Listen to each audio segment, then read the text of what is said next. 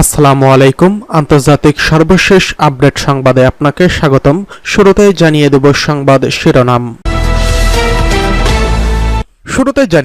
গ্রেফতার নয়, নেতানিয়াহুর মৃত্যুর পরোয়ানা চাই খামেনি, ঘোষণা দিচ্ছে ইরান। জানিয়ে দেব ইসরায়েলি হুমকির মুখে ইরাকের প্রতি নিশ্চিত সমর্থনের ঘোষণা করছে আরব লীগ। এরপরে জানিয়ে দেব পাকিস্তানে ইমরান খানের হাজার হাজার সমর্থক গ্রেফতার। এছাড়া রয়েছে 250 রকেটে ইসরায়েলে হিজবুল্লাহ ধ্বংসযজ্ঞ। সর্বশেষ জানিয়ে দেব ইমরান খানের মুক্তির কর্মসূচিতে আফগান নাগরিকরা, দাবি পাকিস্তান সরকারের। এতক্ষণ শুনছিলেন সংবাদ শিরোনাম, এবারে বিস্তারিত। গ্রেফতার নয়, নেতানিয়াহুর মৃত্যুর পরোয়ানা চায় ইমাম খামেনি।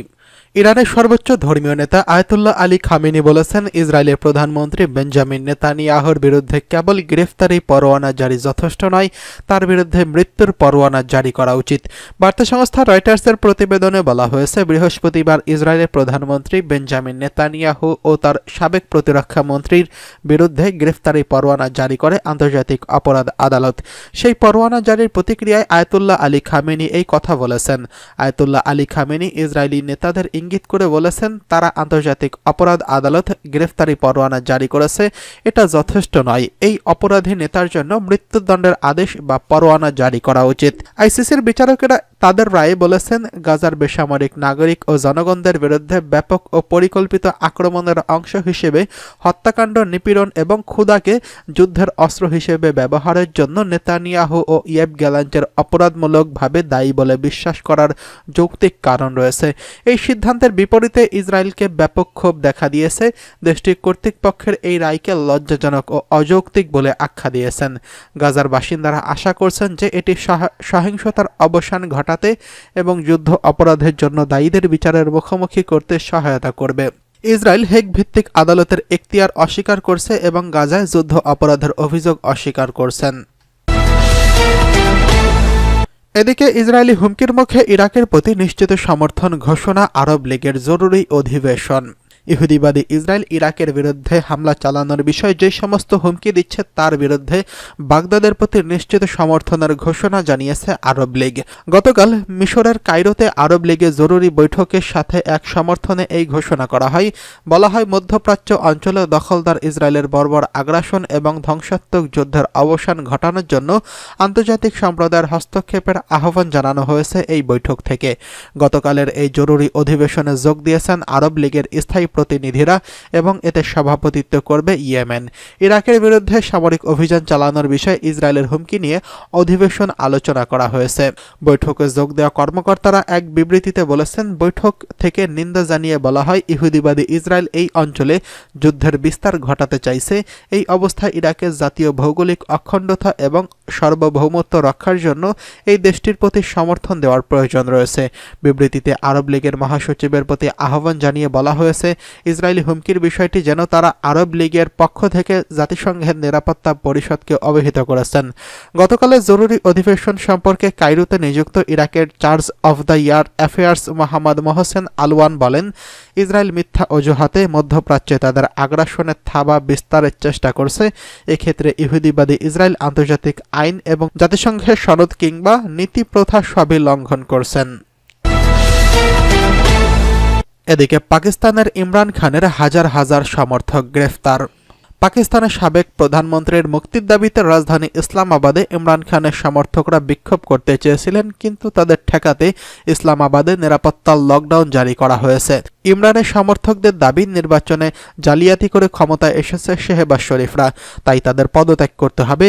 পিটিআই নেতা ইমরান খান সহ তার দলে যে নেতারা বন্দী আছেন তাদের অবিলম্বে মুক্তি দিতে হবে। বার্তা সংস্থা এপি জানিয়েছে, ইমরানের কয়েক হাজার সমর্থককে গ্রেফতার করেছে পুলিশ, তার মধ্যে 5 জন সদস্য রয়েছেন। নিরাপত্তাজনিত কারণে ইসলামাবাদের অনেক জায়গায় ইন্টারনেট পরিষেবা বন্ধ করে দেওয়া হয়েছে। পাকিস্তানের পাঞ্জাব ও খাইবার পাখতুনখোয়া থেকে আসার সব রাস্তা বন্ধ করে দেওয়া হয়েছে। লাহোরের পুলিশে পিটিআইয়ের প্রচুর কর্মীকে গ্রেফতার করেছে। পুলিশ জানিয়েছে, যে কোনো ধরনের জমায়েত জামায়াতের উপর নিষেধাজ্ঞা জারি করা হয়েছে। খাইবার পাখতুনখোয়ার মুখ্যমন্ত্রী ইমরানের ঘনিষ্ঠ নেতা আলী আমিন গান্দাবুর ভিডিও বার্তায় বলেছেন, মানুষ যেন শহরের ডি চকে জমায়েত হয়। যতক্ষণ পর্যন্ত দাবি পূরণ না হচ্ছে ততক্ষণ পর্যন্ত এইখানে অবস্থান করার জন্য ইমরান খান নির্দেশ দিয়েছেন। এর আগে গত অক্টোবরে পুলিশে ইসলামাবাদে এভাবেই ইমরানের সমর্থকদের বিক্ষোভ আটকানোর চেষ্টা করেছিলেন। তখন বিক্ষোভে সহিংস হয়ে ওঠে, একজন পুলিশ কর্মীও মারা যায়, প্রচুর নিরাপত্তা কর্মী আহত হয়েছেন, বহু বিক্ষোভকারীদের গ্রেফতার করা হয়েছে। দুই পক্ষ একে অপরের প্রতি সহিংসতার অভিযোগ আনে। পুলিশের অভিযোগ গণ্ডগোল করার জন্য এই বিক্ষোভ ডাকা হয়েছে। ইমরানের দলের নেতাদের দাবি, অন্যায়ভাবে তাদের নেতাকে জেলে বন্দী করে রাখা হয়েছে। 2022 সালে এপ্রিলে সংসদে অনাস্থা প্রস্তাবে হেরে গিয়ে ক্ষমতা হারতে হয়েছিল ইমরান খানকে। 2023 সাল থেকে তিনি জেলে বন্দী ছিলেন। তার 3 বছরের কারাদণ্ডের নির্দেশ দিয়েছে আদালত। ইমরানের বিরুদ্ধে দুর্নীতি সহ বিভিন্ন অভিযোগে 150টির মতো মামলা করা হয়েছে। তা সত্ত্বেও পাকিস্তানে তিনি অত্যন্ত জনপ্রিয়। তার সমর্থকদের দাবি, ইমরানের বিরুদ্ধে মিথ্যা রাজনৈতিক উদ্দেশ্যে মামলা করা হয়েছে। গত ডিসেম্বরে ইমরানকে জামিন দেওয়া হয়, কিন্তু আইনি জটিলতায় তিনি মুক্তি পাননি। ইমরান অবশ্যই তার বিরুদ্ধে করা সব অভিযোগ অস্বীকার করেছেন। এদিকে 250 রকেটে ইসরায়েলে হিজবুল্লাহ ধ্বংসযজ্ঞ। লেবানন সীমান্ত থেকে ইসরায়েলের বিভিন্ন স্থাপনা লক্ষ্য করে 250টি রকেট ও ক্ষেপণাস্ত্র ছুড়েছে হিজবুল্লাহ। ইসরায়েলি বিমান হামলার পাল্টা জবাব হিসেবেই এই হামলা চালিয়েছে হিজবুল্লাহ। ইসরায়েলি পুলিশ জানিয়েছে, এতে মধ্য ইসরায়েল ও তেল আবিবের নিকটবর্তী এলাকার কিছু ভবন ক্ষতিগ্রস্ত হয়েছে, আহত হয়েছেন অনেকেই। ইসরায়েলি গণমাধ্যম ভারী রকেট হামলার কথা স্বীকার করেছেন। ইসরায়েলি পুলিশ জানিয়েছে, তারা তেল আবিবের এলাকায় বেশ কয়েকটি ভবনের ধ্বংসের খবর পাওয়া গেছে। ইসরায়েলের প্রতিরক্ষা বাহিনী জানিয়েছে, একটি রকেট আঘাত হানায় তেল আবিবের একটি ভবনে আগুন ধরে যায়, এটি পুরোপুরি ধ্বংস হয়ে গেছে। ইসরায়েলের পেতাহ তিকাব, তেল আবিব, হাইফা, নাহারিয়া এবং কাফার ব্লাম এলাকায় হিজবুল্লাহর রকেট আঘাত হেনেছে বলে খবর দিয়েছে ইসরায়েলি গণমাধ্যম। এর আগেই ইসরায়েলি হামলার প্রতিবাদে তেল আবিবে হামলা চালানোর হুঁশিয়ারি দিয়েছিল হিজবুল্লাহ।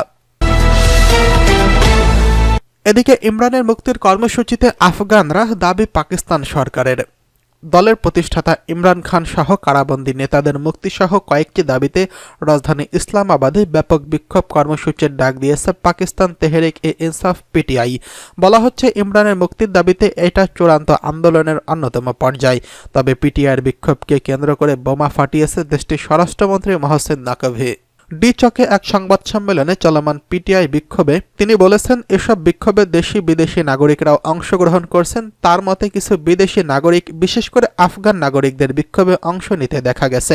এক প্রতিবেদনে এই খবর জানিয়েছে দ্য এক্সপ্রেস ট্রিবিউন। পাকিস্তানে বর্তমান ক্ষমতাসীন সরকারের সঙ্গে আফগানিস্তানের তালেবান সরকারের সম্পর্ক বেশি সুখকর নয়। অন্যদিকে তালেবানের সঙ্গে ইমরান খানের সম্পর্ক অনেক বেশি নিবিড় মনে করা হয়। সেক্ষেত্রে পিটিআইয়ের সমাবেশে আফগান নাগরিকদের অংশগ্রহণের অভিযোগ নতুন বিতর্ক তৈরি করতে পারে। বিশেষ করে সাম্প্রতিক বিক্ষোভে কর্মসূচিকে কেন্দ্র করে এসব সহিংসতা হচ্ছে, তার দায়ভার পিটিআই এবং ইমরান খানের উপর চাপানো হবে। এছাড়া আফগান নাগরিকদের সংশ্লিষ্টতার অজুহাতে পিটিআইয়ের উপর দমন পীড়ন বাড়বে। ডি চকে সাংবাদিকদের সম্মেলনে নাকভি বলেন, পিটিআইয়ের শেষ বিক্ষোভ থেকে গ্রেফতার হওয়া 100 জনের মধ্যে 33 জন আফগানিস্তানের। গত 2 দিনে আরও বেশ কয়েকজন বিদেশি নাগরিককে আটক করা হয়েছে। নাকভি যোগ করে আরও বলেছেন, বিক্ষোভ শেষ হলে কর্তৃপক্ষের প্রকাশ্যে ক্ষয়ক্ষতির একটি মূল্যায়ন উপস্থাপন করবেন, যাতে জনগণ সিদ্ধান্ত নিতে পারে। তার মতে, পিটিআই বিক্ষোভ সারা দেশের ক্ষতি এবং নাগরিকদের জন্য যথেষ্ট কষ্ট সৃষ্টি করে।